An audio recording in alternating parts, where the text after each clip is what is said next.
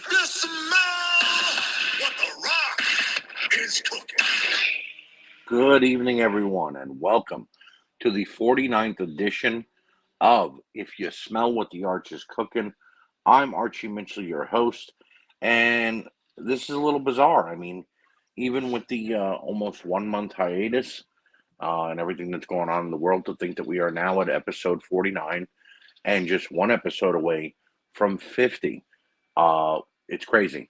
It really is crazy. But I want to thank you guys for once again strapping yourself in and coming along on this crazy ride with me as we look through the week's worth of wrestling as it pertains to NXT 2.0, AEW Dynamite, and AEW Rampage.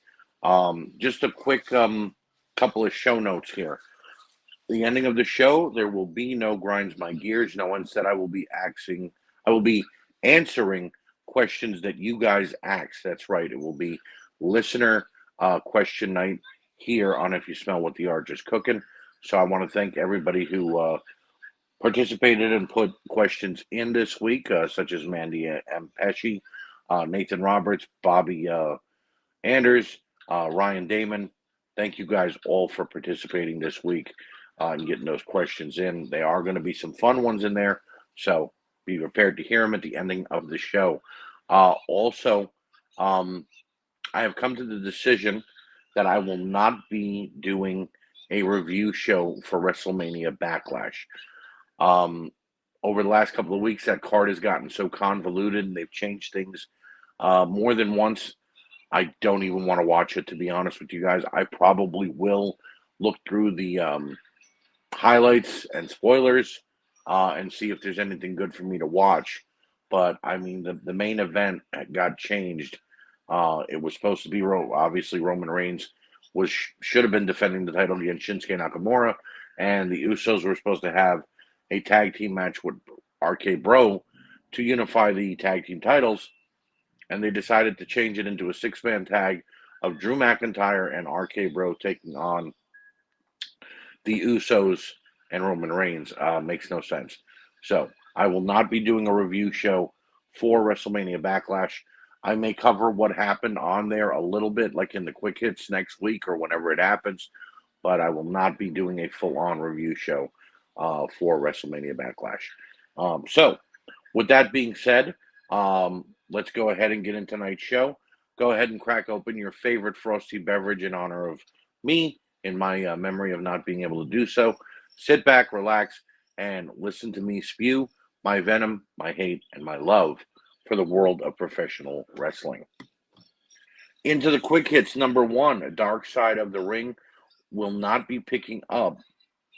The Dark Side of the Ring will not be picked up for season 4 by Vice TV. The show, which was completely and utterly praised for season 1, was then praised again even more so for season 2, and then kind of shit on for season 3 because of everything that happened with the Ric Flair episode and the Canine episode and a lot of the things that were talked about in all of the episodes. Will not be picked up for a third season by Vice TV. I happen to like all 3 seasons of Dark Side of the Ring. I don't think that the Ric Flair episode was edited enough, and I think that Rick and Tommy Dreamer indefinitely got into a lot of trouble for it. But I also think that the show did a lot to shed some light on some different things that we maybe didn't know about some of our favorite wrestlers. There were a few things I didn't know about Brian Pillman. There were certainly a few things I didn't know about the Ultimate Warrior. Um, the China episode was groundbreaking. I didn't know who Johnny Canine was until his episode aired, and it was mind blowing and great to watch. The Owen Hart episode was fantastic. Um, so it's sad to see this show go.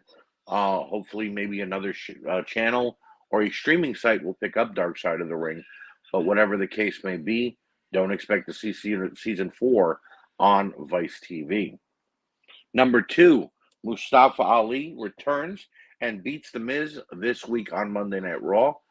During a segment of Miz TV, Mustafa Ali interrupted The Miz and new United States champion Austin Theory and challenged Austin Theory.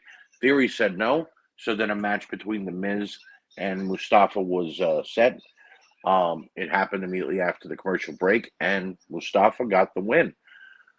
With all we've heard about Mustafa Ali wanting his release and then being made to sit at home, it was great to see him beat a former world heavyweight champion like The Miz on his return night.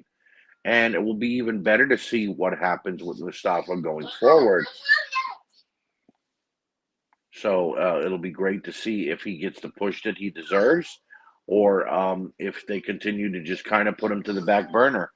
Um, so it really does beg the question: is this Vince McMahon's way of appeasing Mustafa and maybe giving him a push in the right direction, or is this Vince McMahon's of more Vince's idea of more punishment and keeping this youngster around?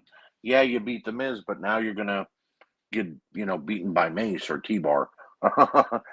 So on a side note, though, here was the even more mind blowing thing of it all. After Mustafa got the win and was making his way backstage, he was attacked by Tommaso Ciampa, who is going by the name just Ciampa now. Um, and it made no sense as to why, other than could we be seeing a heel turn? Tommaso Ciampa left NXT as a tweener, but definitely more on the face side of things. And, now to see him attacking Mustafa Ali, a little weird, but who knows what's going to happen here? If it leads to some success for him and an actual push, which we have not seen from many of the NXT people who get called up to the main roster, then by all means, let's see what happens. So, number 3, the WWE on Friday went and decided to do another round of the wonderful game that is known as Congrats on Your Future Endeavors. That's right, the WWE did another release in NXT, and names such as Dakota Kai, Malcolm Bivens, Dexter Lumis, Persia Parada, and Harlan were among that list. There were a bunch of other rookies that I had not heard of yet, so obviously they have not been called up yet.